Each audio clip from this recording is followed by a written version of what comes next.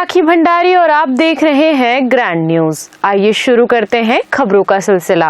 दुर्ग के मोहन नगर थाना क्षेत्र में चोरी के मामले में जब्त सोने की ज्वेलरी के गबन के आरोप में बर्खास्त प्रधान आरक्षक मोनिका गुप्ता को पुलिस ने गिरफ्तार कर लिया है। वे इस समय 9 माह की गर्भवती हैं और हाईकोर्ट से भी उन्हें जमानत नहीं मिली है। मामला 4 जुलाई 2022 का है, जब सिंधिया नगर में 79 ग्राम सोना और नकदी चोरी हुई थी। 30 जून 2023 को आरोपी चोर से करीब 2.5 लाख रुपए की ज्वेलरी बरामद की गई, लेकिन मोनिका गुप्ता ने उसे आरक्षी केंद्र में जमा कराने के बजाय अपने पास ही रख लिया। विभागीय जांच में गड़बड़ी सामने आने के बाद 4 मार्च 2025 को उनके खिलाफ थाने में रिपोर्ट दर्ज हुई। फरार रहने के बाद 2 फरवरी 2026 को उन्हें गिरफ्तार कर जेल भेज दिया गया। उन पर पहले भी नौकरी दिलाने के नाम पर ठगी का आरोप लग चुका है। मोहन नगर में चोरी का एक प्रकरण कायम किया गया था। उक्त प्रकरण में प्रार्थिया ने यह आरोप लगाया था कि उसके घर से जो चोरी किया गया जब्त शुदा माल लगभग 79 ग्राम सोने के जेवरात थे, उसको गायब कर दिया गया है और उसका आरोप उसने मोनिका गुप्ता नाम के एक वहाँ पे पदस्थ महिला आरक्षक के ऊपर लगाया था। प्रकरण में पुलिस अधीक्षक महोदय के निर्देशानुसार विस्तृत जांच की गई और जांच में जो टेक्निकल जो भी साक्ष्य पाए गए और जो भी तथ्य पाए गए उसके अनुसार वो 79 ग्राम जो सोने के जेवरात थे उसके अफरा तफरी में और उसके गायब होने में महिला आरक्षक की भूमिका पाई गई है। प्रकरण में अपराध कायम किया जाकर और उस महिला आरक्षक को गिरफ्तार किया गया है और अग्रिम कार्रवाई की जा रही है। ग्रैंड न्यूज के लिए ब्यूरो रिपोर्ट। दुर्ग के उम्दा चौक हाउसिंग बोर्ड के पास मंगलवार को एक दर्दनाक सड़क हादसा हो गया, जिसमें एक युवक की जान चली गई। जानकारी के अनुसार बाइक पर सवार 2 युवक कहीं जा रहे थे, तभी पीछे से आ रही तेज रफ्तार ट्रक ने उन्हें टक्कर मार दी। टक्कर इतनी जोरदार थी कि दोनों युवक सड़क पर गिर पड़े। हादसे में नीलेश कुर्रे ट्रक के पीछे पहिए के नीचे आ गया, जिससे उसकी मौके पर ही मौत हो गई। वहीं दूसरा युवक घायल हो गया, जिसे तत्काल अस्पताल में भर्ती कराया गया है। घटना के बाद मौके पर लोगों की भीड़ जमा हो गई और पुलिस को इसकी सूचना दी गई। पुलिस ने पहुंचकर शव को पोस्टमार्टम के लिए भेज दिया है और ट्रक को जब्त कर चालक को हिरासत में ले लिया है। फिलहाल मामले की जांच जारी है। ग्रैंड न्यूज के लिए ब्यूरो रिपोर्ट। पुरानी भिलाई थाना क्षेत्र अंतर्गत बिजली कॉलोनी के खंडहर में सोमवार सुबह उस वक्त हड़कंप मच गया जब एक व्यक्ति का शव बरामद किया गया। सुबह के समय स्थानीय लोगों ने कॉलोनी में शव को देखा, जिसके बाद तुरंत इसकी सूचना पुलिस को दी गई। मौके पर पहुंची पुलिस ने शव को अपने कब्जे में लेकर जांच शुरू की। प्रारंभिक जांच के बाद मृतक की शिनाख्त भिलाई 3 निवासी पोषण देवांगन के रूप में की गई। पुलिस से मिली जानकारी के अनुसार मृतक मानसिक रूप से परेशान बताया जा रहा था। हालांकि मौत के कारणों को लेकर अभी स्थिति स्पष्ट नहीं है। पुलिस ने शव को पोस्टमार्टम के लिए भेज दिया है और मामले की हर पहलू से जांच की जा रही है। बिजली कॉलोनी, पुरानी भिलाई क्षेत्र के बिजली कॉलोनी में एक शव बरामद हुआ था प्रातः। वहां के आसपास के लोगों ने सूचना दी थी, जिस संबंध में थाना के स्टाफ के द्वारा जाकर जांच पड़ताल की गई और शिनाख्त की गई। तो वह व्यक्ति पोषण देवांगन के नाम से पहचान उसकी कार्रवाई हुई, जो लगभग 60 वर्ष का था और वह अपने परिवार के साथ में यहाँ भिलाई 3 कोर्ट के पास में निवासरत था। घर परिजनों के से पूछताछ करके जब जानकारी ली गई तो उनके द्वारा बताया गया कि थोड़ा मानसिक रूप से तबीयत उसकी ठीक नहीं रहती थी और कभी 8-10 सालों से वो कभी घर पे रहता था और कभी घर पे नहीं रहता था। कई दिनों तक घर भी नहीं आता था। आसपास के लोगों जब पूछताछ किया तो मालूम चला कि वो पिछले कुछ दिनों से वहाँ पर घूमता रहता था, वहीं पर खंडहर में रहता था। जब पीएम कराया गया, पीएम में जानकारी मिली कि उसने कई दिनों से खाना नहीं खाया गया था और किसी प्रकार का उसमें उसकी मृत्यु में कोई शक नहीं है, जिस पर से अभी जांच कायम करके जांच की जा रही है। फिलहाल पुलिस आसपास के लोगों से पूछताछ कर रही है और पोस्टमार्टम रिपोर्ट आने के बाद ही मौत के सही कारणों का खुलासा हो सकेगा। ग्रैंड न्यूज के लिए शैलेंद्र खरे की रिपोर्ट।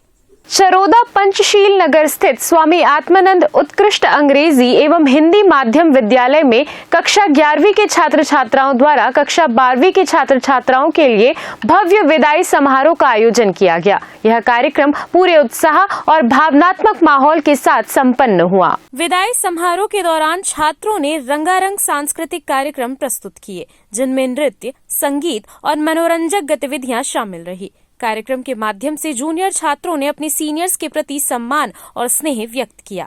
इस अवसर पर स्कूल के प्राचार्य जेपी श्याम ने कार्यक्रम की विस्तृत जानकारी देते हुए बताया कि इस तरह के आयोजन छात्रों में आपसी भाईचारे, नेतृत्व क्षमता और आत्मविश्वास को बढ़ावा देते हैं। उन्होंने कक्षा 12वीं के छात्र छात्राओं को उनके उज्जवल भविष्य के लिए शुभकामनाएं भी दी। हमारे विद्यालय स्वामी आत्मानंद उत्कृष्ट अंग्रेजी माध्यम हिंदी माध्यम विद्यालय चरोदा में कक्षा 12वीं के छात्र छात्राओं का विदाई कक्षा 11वीं के छात्र छात्राओं द्वारा दिया गया। 11वीं के कुल 55 छात्र हैं और 12वीं में 29 छात्रों का विदाई समारोह के आयोजन आज किया गया। बहुत गरिमामय रहा और उनके उज्जवल भविष्य की कामना करते हैं कक्षा 12वीं के सभी छात्र छात्राओं को, ताकि वो अपने भविष्य में अपने माता पिता, विद्यालय और अपने जीवन में अपने लक्ष्य की प्राप्ति कर सके। समारोह के अंत में स्कूल परिवार की ओर से सभी विद्यार्थियों के सफल भविष्य की कामना की गई और यादगार पलों के साथ कार्यक्रम का समापन किया गया। ग्रैंड न्यूज के लिए शैलेंद्र खरे की रिपोर्ट। अब वक्त हो चुका है एक छोटे से ब्रेक का, मिलते हैं ब्रेक के बाद।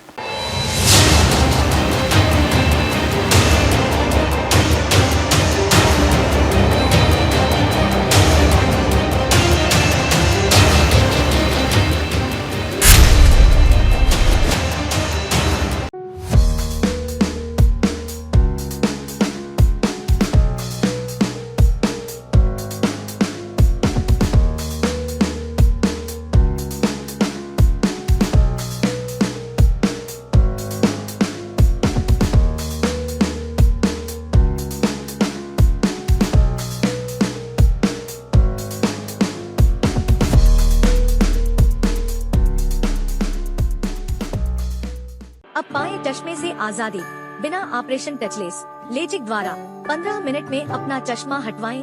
ड्रॉप द्वारा शून्य, सुई नहीं, चीरा नहीं, टांका नहीं, पट्टी नहीं, सर्वाधिक सुरक्षित उपचार, तेज रिकवरी, 100% प्रभावी, साफ एवं बेहतर दृष्टि। मिलने का समय सुबह 9 बजे से 10 बजे तक एवं दोपहर 3:30 से 5:30 बजे तक। अब सारी जटिल से जटिल समस्याओं के समाधान के लिए मिले पंडित रविकांत शर्मा, पंडित एस के शास्त्री, श्री खाटू श्याम ज्योतिष।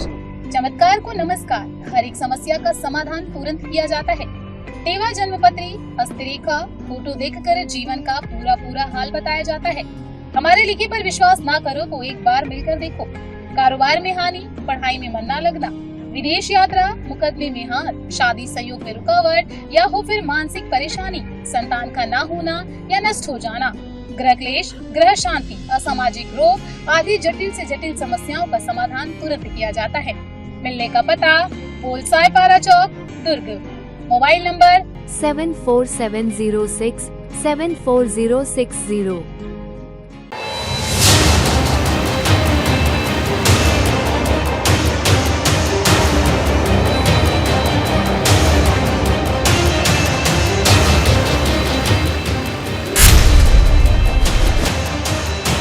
ब्रेक के बाद आप सभी का स्वागत है। चलिए बढ़ते हैं अगली खबर की तरफ। चरोदा क्षेत्र में चोरों के हौसले लगातार बुलंद होते नजर आ रहे हैं।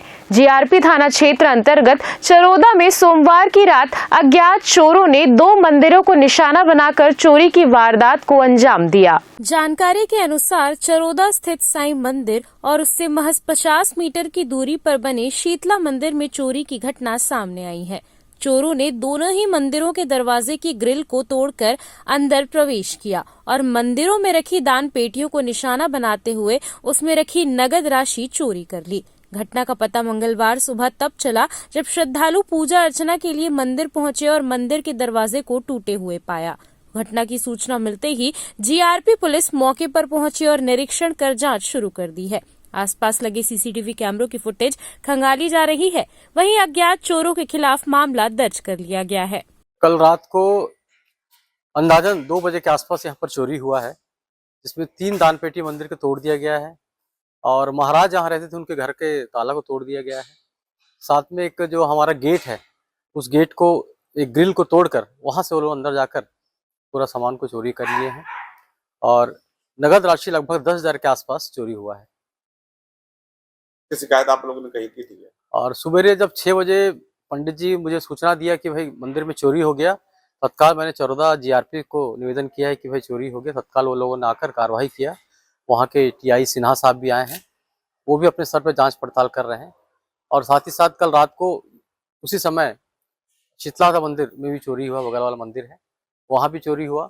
वहाँ पर वीडियो फुटेज जो है वहाँ से निकाला जा रहा है, प्रयास कर रहे हैं वहाँ से भी कुछ पता चले। और आपके चैनल के माध्यम से भी मैं निवेदन करना चाहूँगा शासन प्रशासन को कि इस पर नज़र रखें, कड़ी नज़र रखें और पता लगाएं कि उन्होंने जो भी ऐसा हरकत किया हो तत्काल उन्हें सजा दी जाए। फिलहाल पुलिस चोरों की तलाश में जुटी हुई है। वहीं चोरों की घटनाओं से क्षेत्रवासियों में दहशत और नाराजगी का माहौल है। ग्रैंड न्यूज के लिए शैलेंद्र खरे की रिपोर्ट। छत्तीसगढ़ रजत महोत्सव के तहत दुर्ग में ऊर्जा विकास की 25 साल की यात्रा को याद किया गया। CSPDCL दुर्ग क्षेत्र द्वारा रजत महोत्सव का भव्य आयोजन किया गया। दुर्ग के साइंस कॉलेज परिसर स्थित राधा कृष्ण सभागार में आयोजित समारोह में मंत्री गजेंद्र यादव मुख्य अतिथि के रूप में शामिल हुए। दीप प्रज्वलन के साथ कार्यक्रम की शुरुआत की गई। मंत्री गजेंद्र यादव ने कहा कि राज्य गठन के समय छत्तीसगढ़ में सिर्फ 74,000 कृषक उपभोक्ता थे, जो आज बढ़कर 8.5 लाख हो चुके हैं।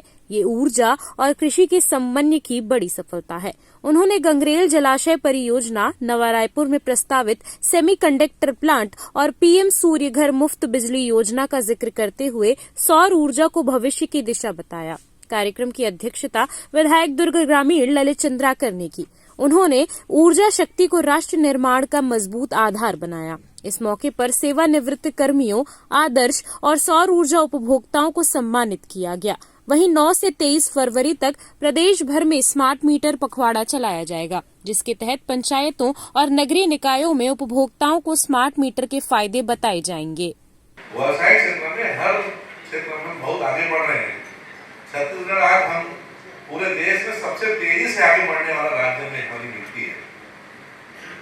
और मुझे बताने में खुशी होती है कि 25वें वर्ष में माननीय विश्व सरकार है और इस सरकार ने ऐसा तय किया कि आज भी बिजली विभाग आत्मनिर्भर नहीं है, वो ट्रांसफार्मर रिपेयरिंग आज भी हम कमजोरी है, क्योंकि आज भी गांव-गांव में ट्रांसफार्मर विद्युत जब खराब होते हैं तो हमको इंदौर और जबलपुर के ऊपर डिपेंड होना पड़ता है। हमारे Chhattisgarh state power distribution company limited Durg Chhattisgarh रजत महोत्सव के इस पावन अवसर पर इस कार्यक्रम के मुख्य अतिथि मेरे मित्र छत्तीसगढ़ शासन के कैबिनेट मंत्री, स्कूल शिक्षा मंत्री भाई। ग्रैंड न्यूज के लिए रवि कुमार की रिपोर्ट। रमाई जयंती के अवसर पर सम्यक बौद्ध विहार चरोदा एवं महामाया बौद्ध महिला संघ चरोदा के संयुक्त तत्वाधान में चरोदा के बौद्ध विहार में रमाई जयंती समारोह का आयोजन किया गया।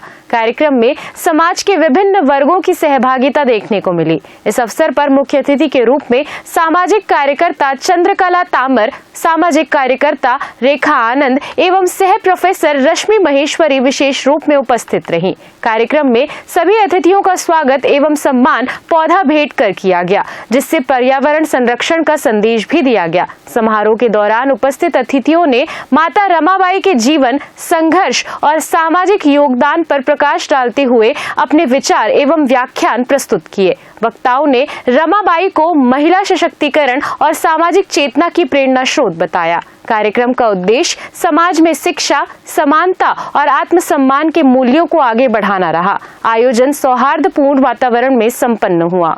इस वक्त के इस बुलेटिन में फिलहाल इतना ही। मुझे दीजिए इजाजत और आप देखते रहिए ग्रैंड न्यूज।